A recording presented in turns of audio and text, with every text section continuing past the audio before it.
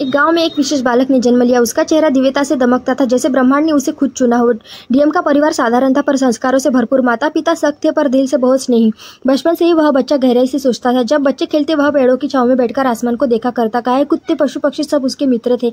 जानवर उसकी उपस्थिति में शांत हो जाते थे। नदी की लहरें जैसा उसका रिश्ता हो। वह घंटे नदी किनारे बैठता जैसे कोई संवाद कर रहा हो। जब वह किसी भूखे बेसहारा को देखता उसकी आंखों में आंसू आ जाते। वह दिल से मदद करना चाहता था। उसकी आत्मा में सेवा भरी थी। कोई भी दुखी हो वह आगे बढ़कर मदद करता, बिना किसी अपेक्षा के। वह फूलों से बात करता, पेड़ों को गले लगाता। प्रकृति उसकी सच्ची दोस्त थी। यह बच्चा सामान्य नहीं है ऐसा लोग कहते थे। इसके पास कुछ दिव्य है, लेकिन वह चुपचाप सबके बीच रहते हुए भी अलग था। डीएम की आत्मा कई जन्मों से अनुभव लेकर आती है, इसलिए वे छोटी उम्र में बड़े फर्ज और जिम्मेदारियों को समझने लगते हैं। उनके अंदर एक अंदरूनी चेतना होती है कि उन्हें अपने परिवार को और आसपास के लोगों के लिए कुछ बड़ा करना है। डीएम के परिवार में अक्सर परिस्थितियां साधारण और संघर्षमय होती है, इसलिए ब्रह्मांड के अनुसार डीएम को जल्दी ही परिवार का सहारा बनना पड़ता है।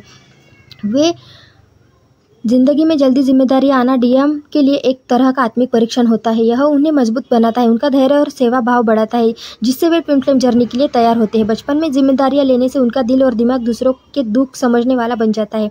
यही संवेदनशीलता बाद में उनकी हेल्पिंग नेचर और नेचर से लगाव का आधार बनती है। बचपन में ही जिंदगी ने उसे कंधों पर भारी जिम्मेदारी रख दी। घर की परेशानियां, परिवार की चिंता, सब कुछ उसकी आंखों में बड़े सपने और कर्तव्य के साथ समा गया। ये सब उसके आत्मा के कर्मों का फल था, जो उसे जल्द ही एक सच्चा रक्षक बनाता।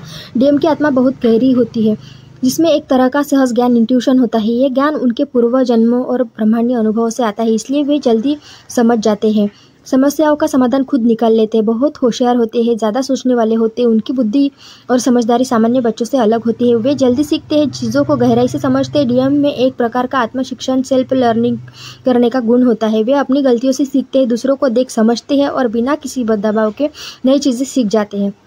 इनमें एक तरह की ब्रह्मांड स्पिरिचुअल ऊर्जा होती है, जो ज्ञान को सहज रूप में आत्मसात करती है। यह उन्हें बाकी बच्चों से अलग बनाता है। जब भी कोई नया काम आता वह खुद ही समझ जाता, कोई सिखाने वाला नहीं होता। पर उसकी आत्मा इतनी तेज होती है, वह बिना गलती किए रास्ता पकड़ लेता है। उसके भीतर एक दिव्य बुद्धि होती है, जो हर चुनौती को आसान बना देती है।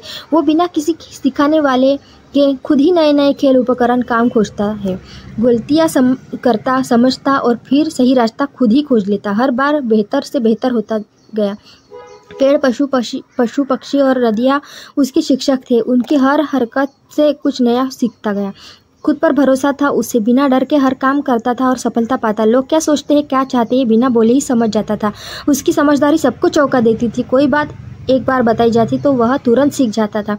उसका दिमाग बहुत तेज था। जब कोई मदद नहीं होती तब भी अकेले नए रास्ते ढूंढ लेता। अपने अंदर की आवाज़ पर भरोसा करता था, जो उसे सही रास्ता दिखाती थी। माँ बाप, परिवार वालों की भावनाओं को महसूस कर लेता था और उनके लिए चुपचाप काम करता था। हर दिन कुछ नया सीखकर खुद को बेहतर बनाता गया, बिना रुके, बिना थके।